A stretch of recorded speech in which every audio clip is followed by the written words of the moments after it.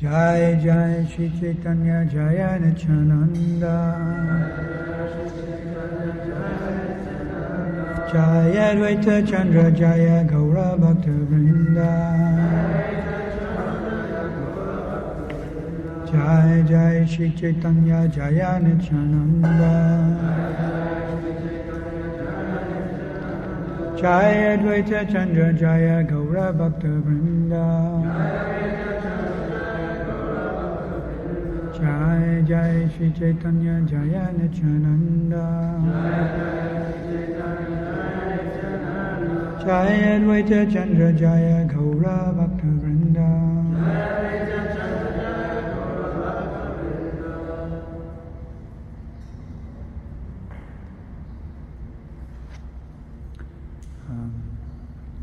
Reading from Chaitanya Charitamrita, Hari Leela. Just go back a few.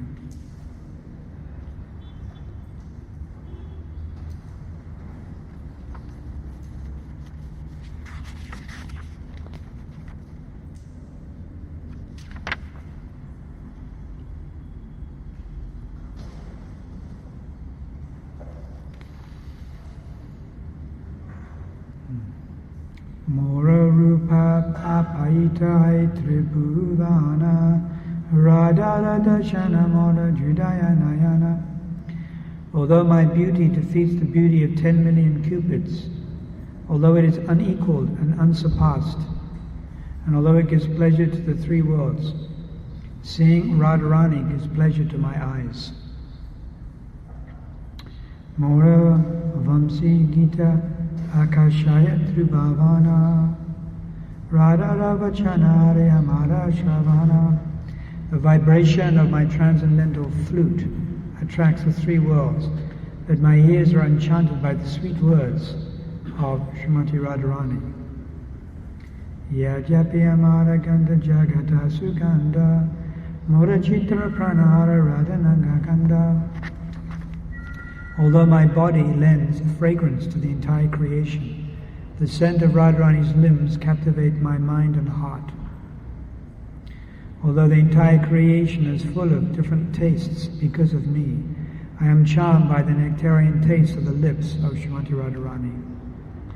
Although my touch is cooler than 10 million moons, I am refreshed by the touch of Srimati Radhika. Thus, although I am the source for the happiness in the entire world, the beauty and attributes of Radhika are my life and soul.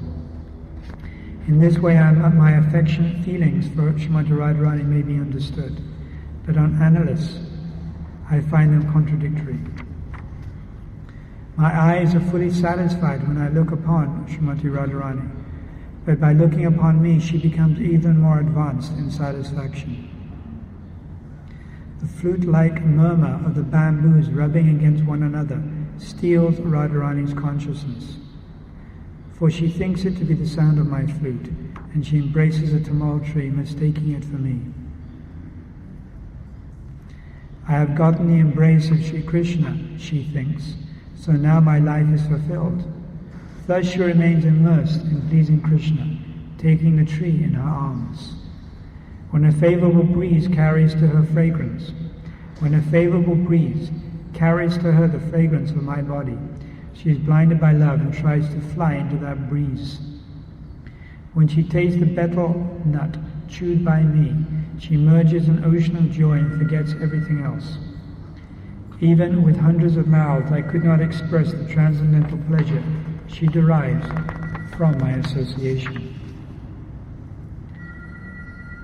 Seeing the luster of her complexion after our pastimes together, I forget my own identity and happiness. Translation. The sage Bharat has said that the mellows of love and beloved are equal, but he does not know the mellows of my Vrindavan. Purport. According to expert sexologists like Bharata Muni, both male and female enjoy equally in material sex pleasure. But in the spiritual world, the relationships are different, although this is unknown to mundane experts. Translation. The happiness I feel when meeting Radharani is 100 times greater than the happiness I get from meeting others.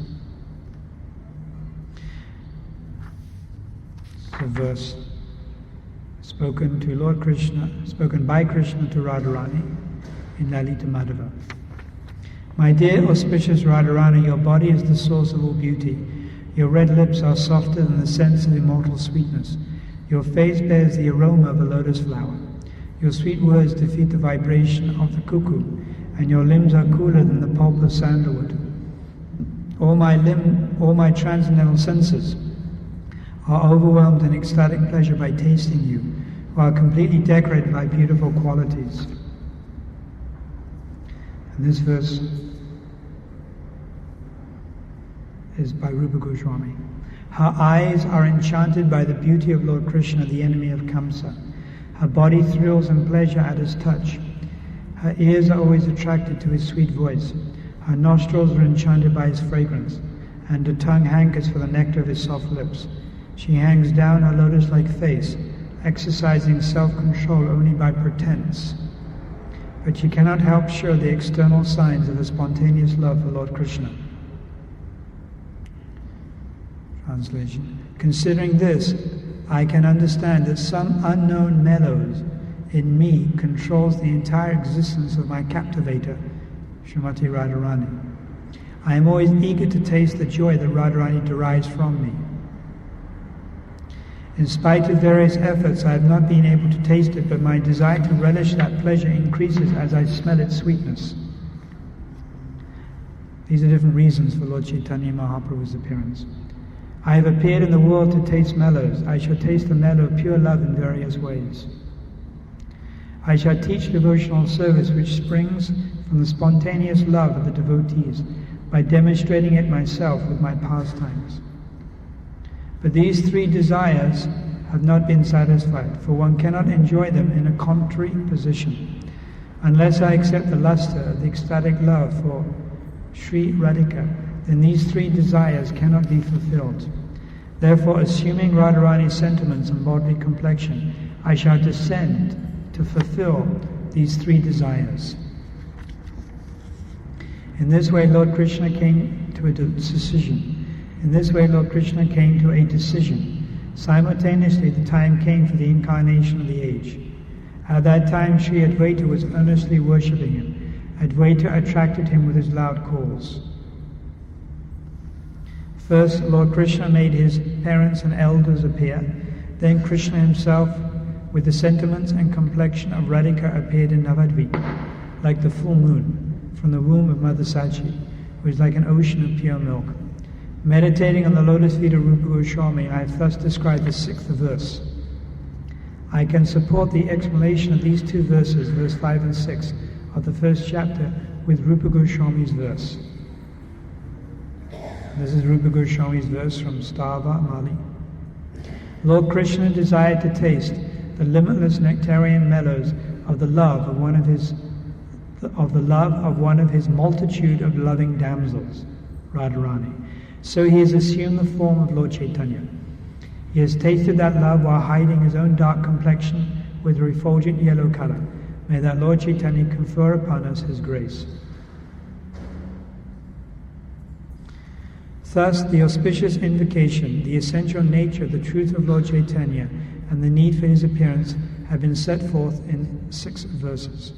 Praying at the lotus feet of Rupa and Sanatan, Rupa and Raghunath, always desiring their mercy, I, Krishnadas, narrate Chaitanya Charitamrita following in the footsteps. Thus ends the Bhaktivedanta purports to Chaitanya Charitamrita Adi Leela, 4th chapter, describing the confidential reasons for the appearance of Lord Chaitanya. So it mentions here that there were 3 reasons why the Lord appeared. In this way, Lord Krishna came to a decision. Simultaneously, the time came for the incarnation of the age.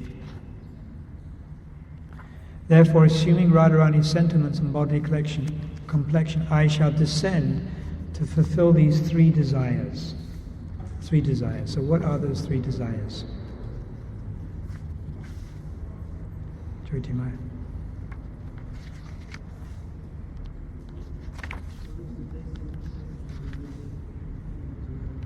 What does that mean? One is to taste the mellows of Srimati Radharani. What does that mean? So Mahaprabhu, Krishna wants to taste the love that she has for him.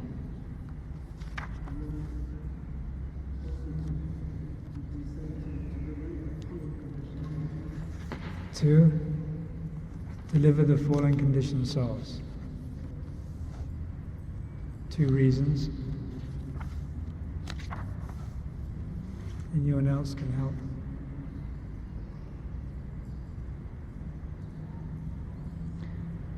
Any ladies know?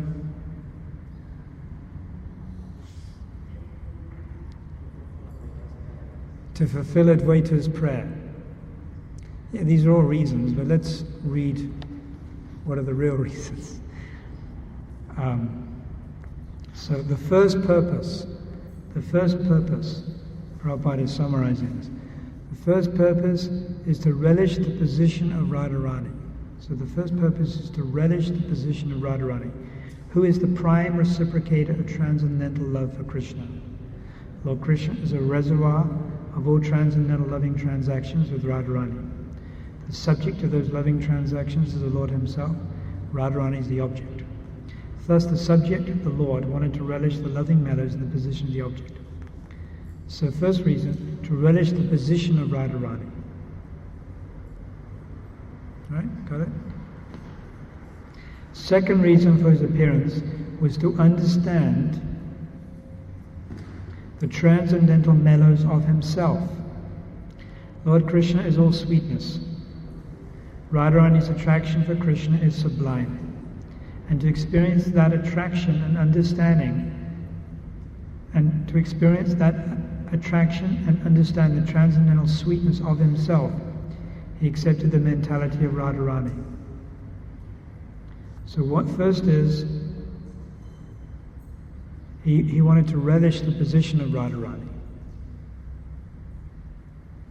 Second is, he wanted to experience what it is in himself that she's attracted towards. He wanted to experience his own sweetness. Third reason that the Lord Chaitanya appeared was to enjoy the bliss tasted by Radharani.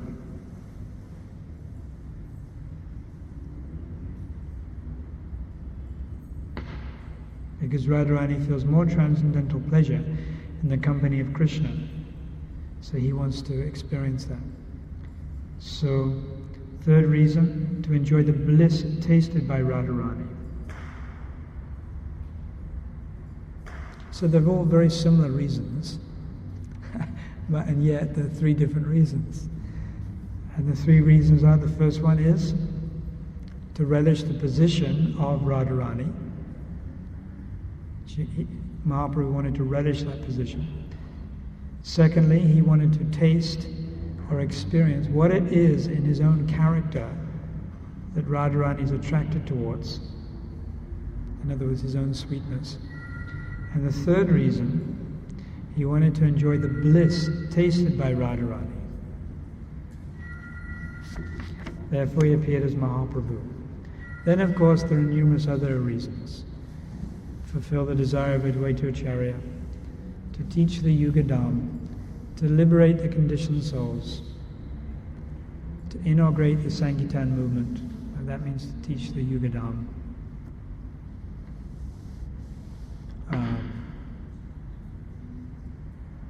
To counteract irreligion. So there are other external reasons, but these are described as more prime reasons.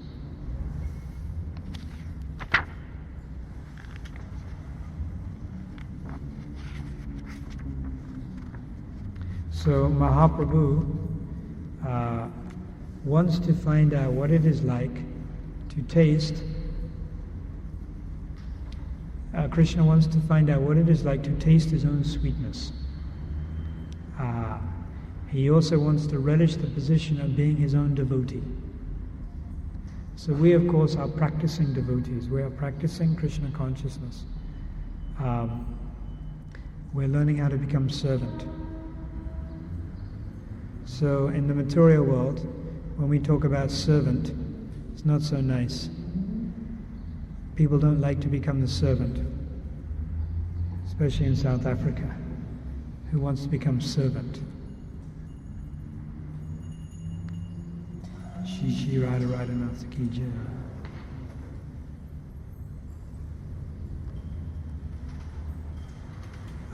This situation of becoming menial servant, sometimes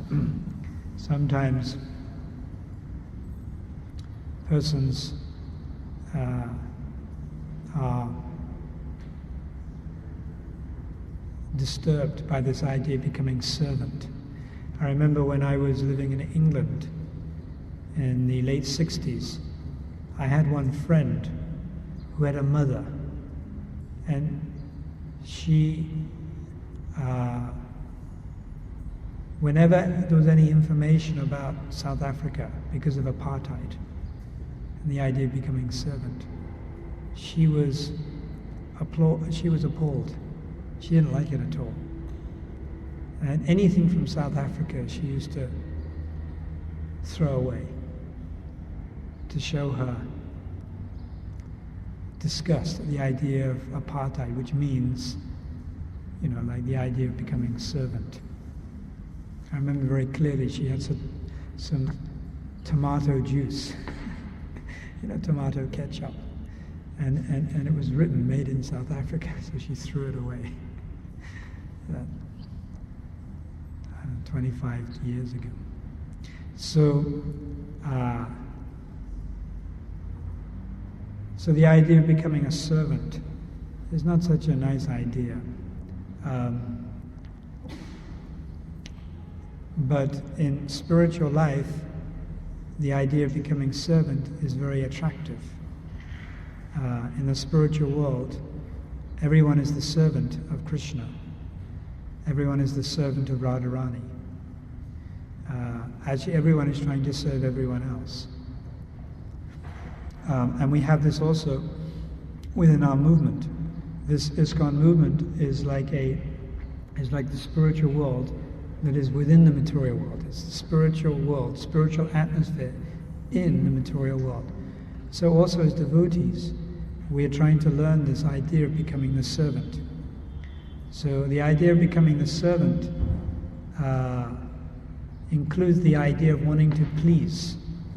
Proper servant should want to please. The ideal servant should want to please. Of course, sometimes in the material world one becomes a servant and it's forced. And you pay, someone does the housework. So they don't really want to please. It's not ideal servant. Ideal servant means you want to please. So within a genuine spiritual movement, or within the mind of a genuine person practicing spiritual life, should be that desire to want to please. And from that desire to want to please, we will serve. And from that comes the idea of servant. So we have two choices.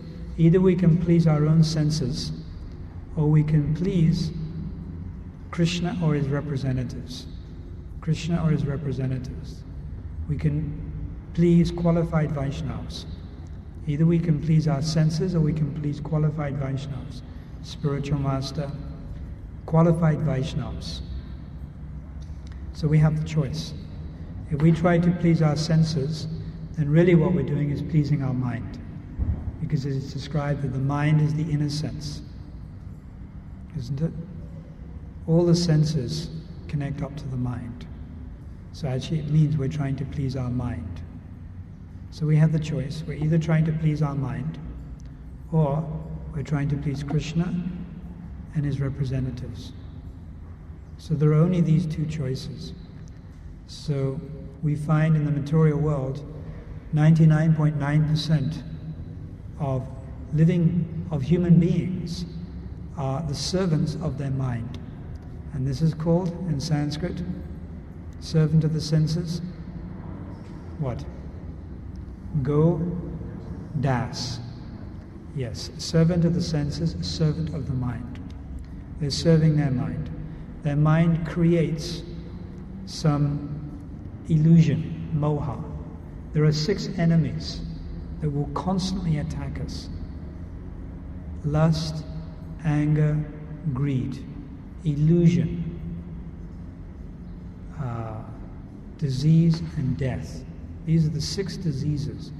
Raghunath Das Goswami is described, they're like robbers hiding in the bush, on the pathway, and they're waiting to plunder us. You know that? They jump out of the bush like a thief, and they say, your money and your watch. Is that? Your money or your watch. In Vrindavan, some devotees were walking in a more secluded place. A couple years ago, 2 years ago, some devotees from Germany, and sure enough, some person jumped out of the bush, and they said, your money and your watch. Even in Vrindavan it happens. It happens in South Africa. So these robbers are trying to plunder us. They come before us and they rob us of our intelligence. They rob us of our Shraddha, faith in Krishna. So moha is one of those thieves. Illusion. Moha. Illusion. So the mind, in the materialists, their mind creates this illusion. And they think, and the mind creates this idea that you can enjoy. The mind creates some idea that if you obtain this situation, this house on one hill in Chatsworth, you can see all these new houses coming up,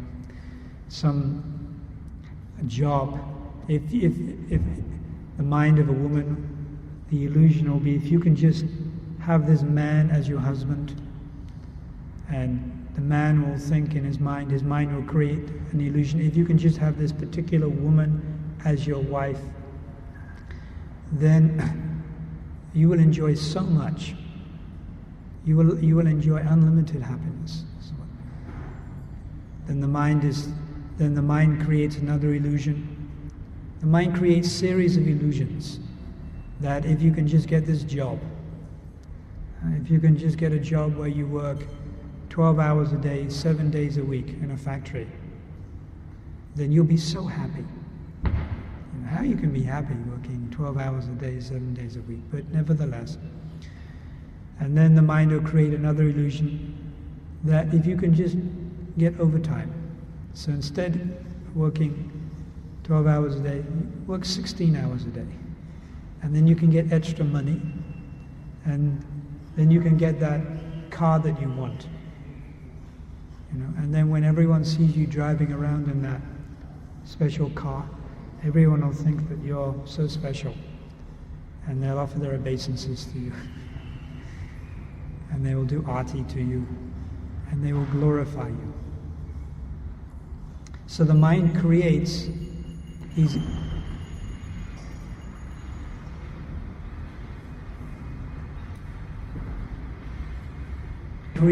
different illusions. And then we become the servant of that illusion, and we spend so much time striving for that thing. So in this way, we become the servant of our mind. So this is materialists, karmis. They're the servants of their senses, the servant of their mind.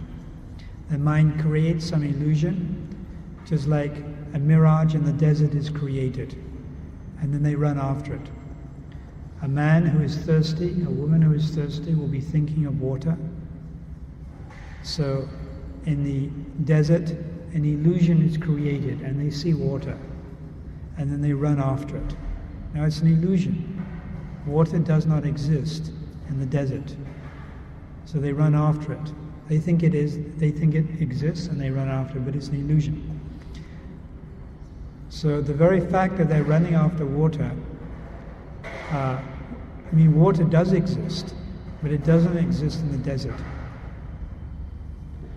So materialists their mind creates an illusion, and then they run after it.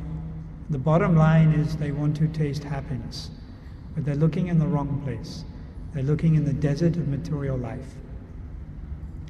So materialists create illusion, and then they run after. Then their minds create this illusion, moha. Then they become enthusiastic after achieving that illusion. So this is the nature of materialists. They're so covered. So we are now devotees. We have come to Krishna consciousness. So also coming to Krishna consciousness, our mind will also create illusion. Our mind, because we're not high class of devotee, we're on the lower stages of bhakti, kanishta, and maybe madhyam, lower madhyam. Then also our mind, it's not completely under control. Only when one comes to a higher stage of bhakti will the mind actually be under control, and one can place the mind at Krishna's lotus feet. But at our stage, the mind will create illusion, and the mind will create some goal that we think that we have to achieve in order to be happy, even as devotees. The mind will create some different, will try to trick us, so that we start to serve this illusion within the mind. So one has to be very vigilant. One has to take shelter and advice from senior devotees, from qualified devotees, who are able to help us. Otherwise, we're also going to become victimized by some illusion, some phantasmagorical illusion. So the idea of becoming servant is good, but we should become the servant of Krishna and his devotees, specifically qualified Vaishnavas, particularly advanced devotees. We should become their servants, and we should try to please them in every respect. By pleasing advanced qualified Vaishnava, then without even knowing it, you can make advancement. Even if you don't understand how you are making advancement, you will make advancement. But by pleasing the mind and its illusion, then one becomes degraded. One becomes very degraded. So the choice is ours. So better we serve the Lord and his devotees. Actually, by serving the devotees of the Lord, one can get more benefit than serving Krishna directly. Krishna says, the one who says he's my devotee is actually not my devotee. But one who is the devotee of my devotee, he is my devotee.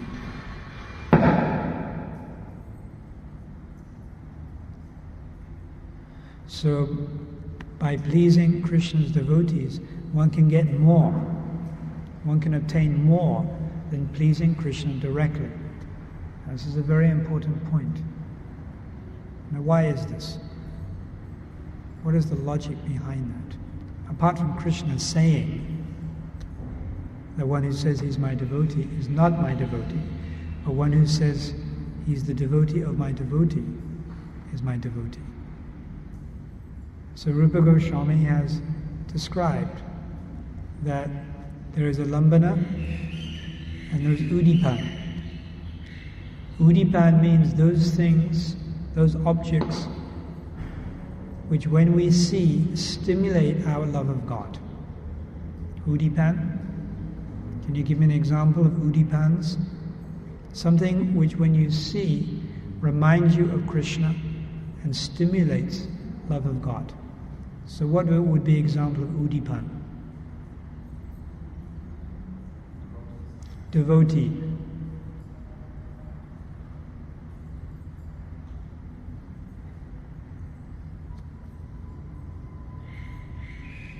Pizza. Because you go to the restaurant and you get pizza and it reminds you of Krishna. It's not real udipan. Real udipans are like peacock feather, will remind you of Krishna. This is in Chaitanya Charitamrita. One great devotee saw peacock feather and immediately went into love of God. Sound of flute. These things, something which reminds you, many things in Vrindavan remind you of Krishna. Many udipans. Things which remind you, stimulate love of God. And then there is alambana. So alambana means alambana vishaya and alambana ashraya. So vishaya means Krishna himself, and ashraya means his devotees. You know, vishaya means Krishna, and ashraya means the Lord's devotees. So the Lord's devotees have prema, which is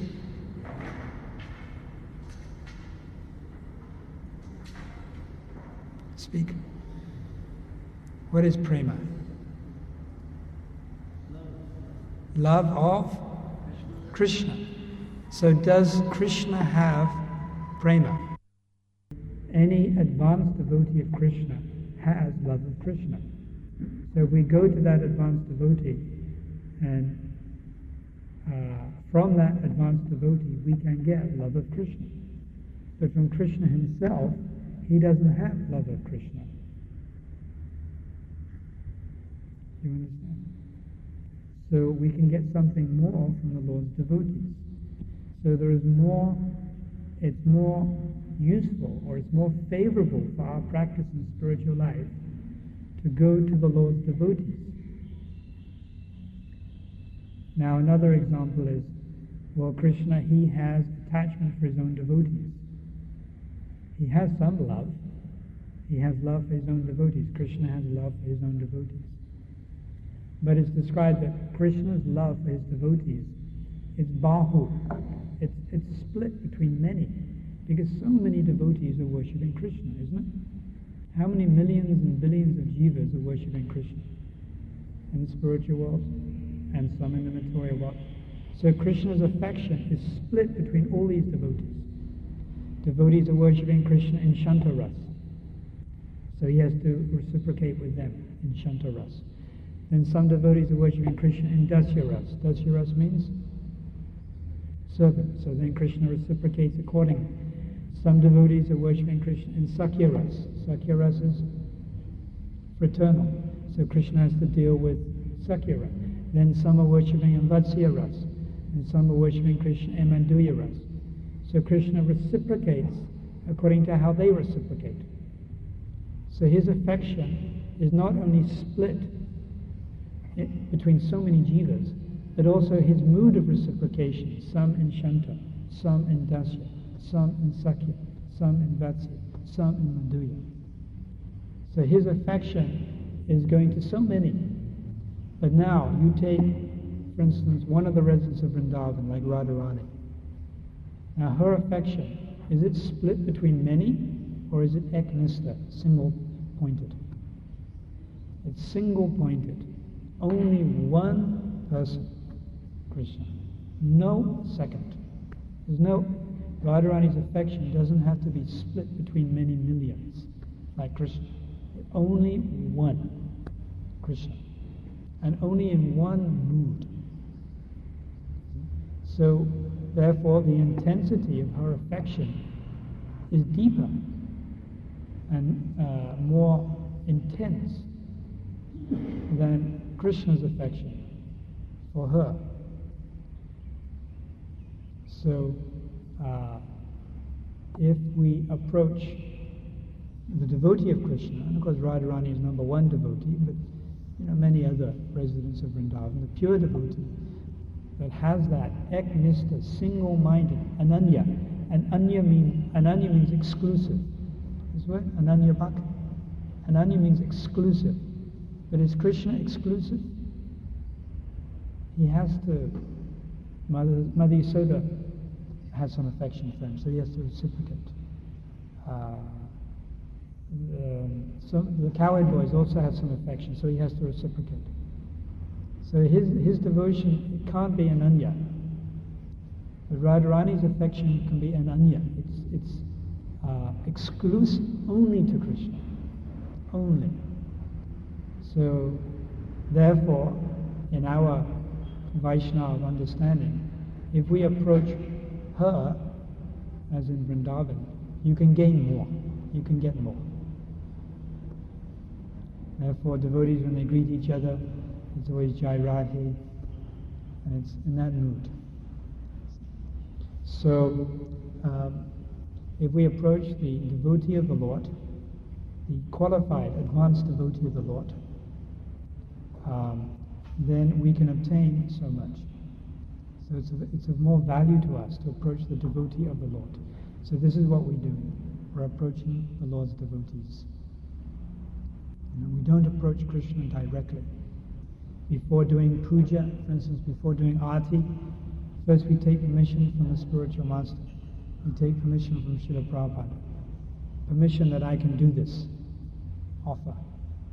When we offer prasadam, then we don't offer that prasadam directly. First, we offer it actually to the spiritual master, isn't it? We offer it to Srila Prabhupada. With the understanding is that he takes it, and what will he do with it? He will offer it to his spiritual master, who will offer it to his spiritual master. So, service to the Vaishnava is better. We can make more advancement. We can get more. We can get more than actually service to Krishna himself. So this is the process we are following. We're serving Srila Prabhupada. And if we can serve very nicely qualified Vaishnava, it has to be qualified Vaishnava. If you serve very nicely Kanishta, then something, yes, but really Ananya, unadulterated, pure service should be directed towards a high category of devotee, like Uttama. So if we can serve like that, automatically everything will fall in place.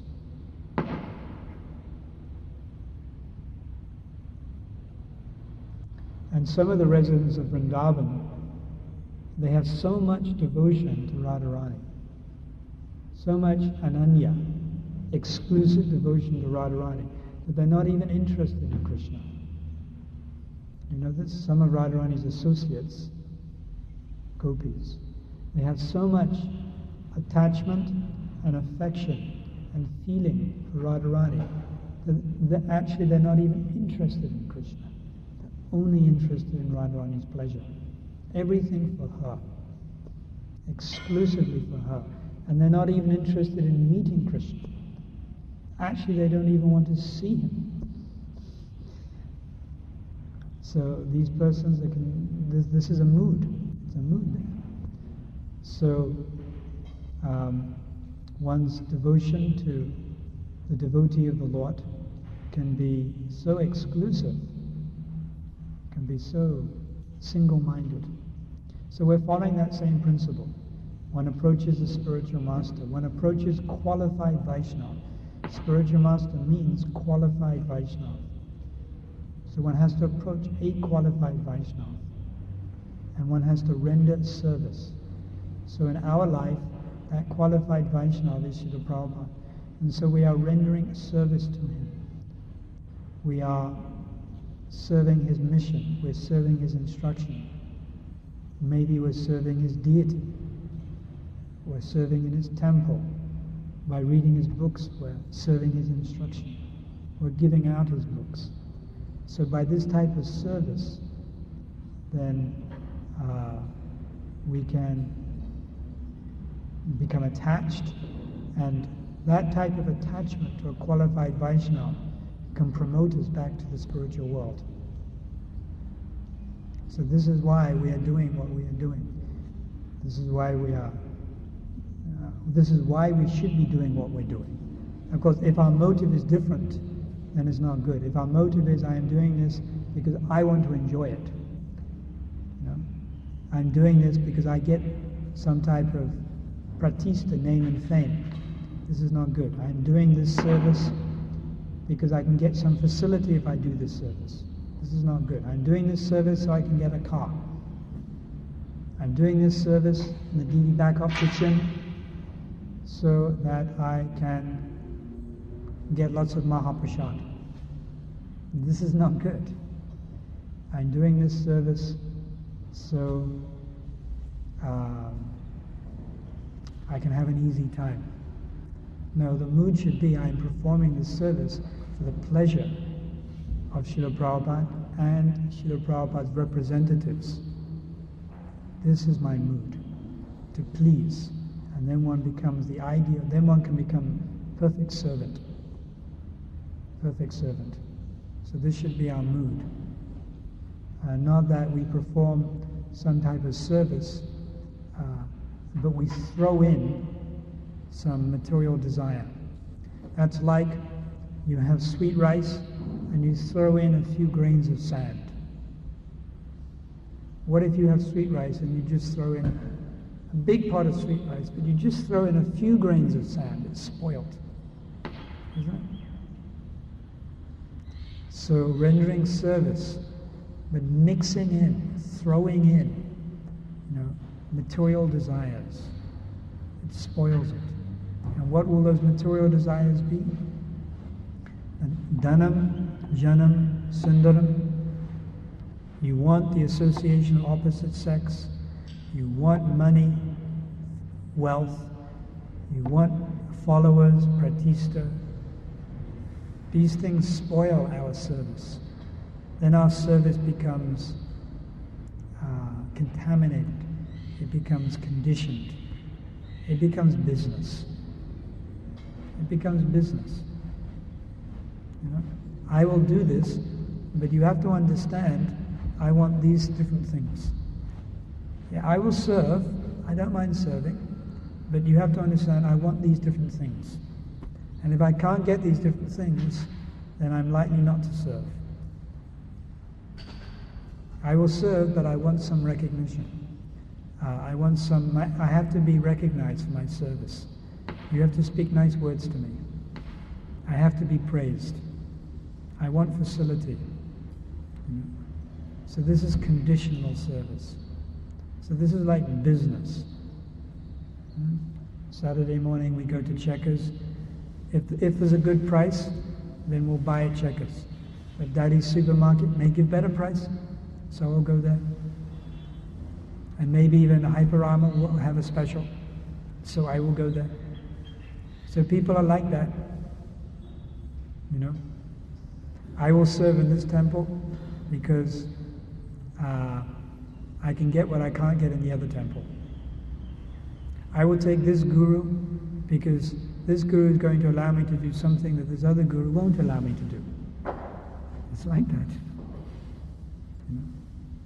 So, our service should be unconditional if we really want to make advancement. So, of course, even if our service is not unconditional, and we may have material desires, if we continue to practice, we can become purified. But we should be embarrassed if we have material desires, and we should try to get rid of them.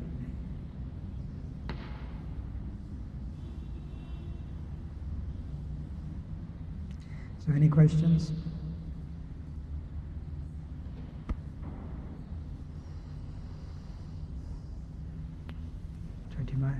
Any questions?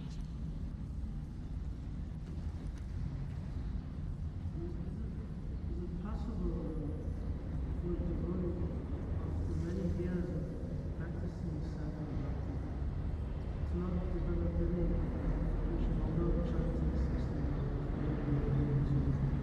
16 and sometimes we've seen? Is it possible for a devotee who's been practicing a long time, who's been following sadhana for a long time, not to develop love for Krishna? Yes, of course. And practically we are seeing.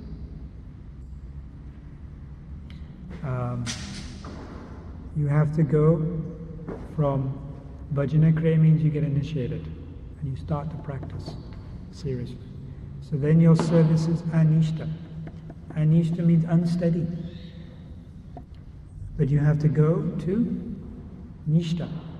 That can take a few years, it can take 20 years, it can take a lifetime. Depends on you. You can be practicing for 50 years and not actually be in nishta. You cannot actually be firmly situated in steady devotional service called nishta, bhakti.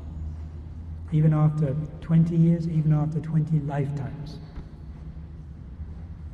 And then once having got to nishta, you have to go to ruchi. That can take, if you get the association of qualified Vaishnava, it can take a few years, it can take a few lifetimes. And then having come to ruchi, you have to go to asakti. That again, if you get the association of qualified Vaishnava, that's the key. If you get the association of qualified Vaishnava, then it can take a few years, it can take a lifetime, it can take 100 lifetimes. And then you have to go to bhav, that also can take so long. And then you have to go to prema, and only then do you go back to Godhead.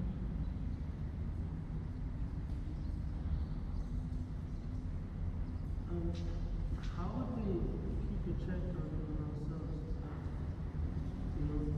How would we remind ourselves that we have to make it right, we have to ultimately develop? Because we have so many services and so many... How can you remind yourself? Yeah, because I'm a book distributor. My mission is to distribute books. Right. And I'm just thinking of book distribution. Right.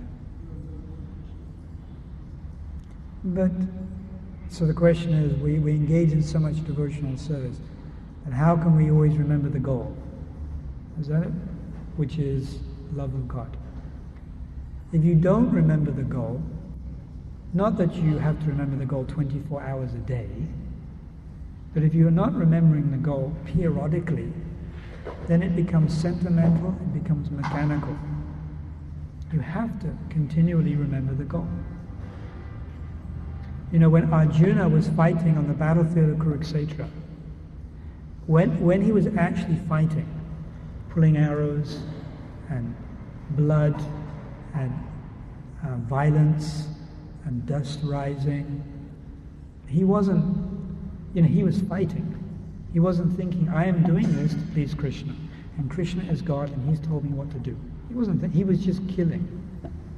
But at the end of the day, or at certain periods, during the day, he was thinking, why am I doing this? I'm doing it for Krishna. So we may be absorbed in our service, and the service may be very absorbing. Like book distribution is very absorbing.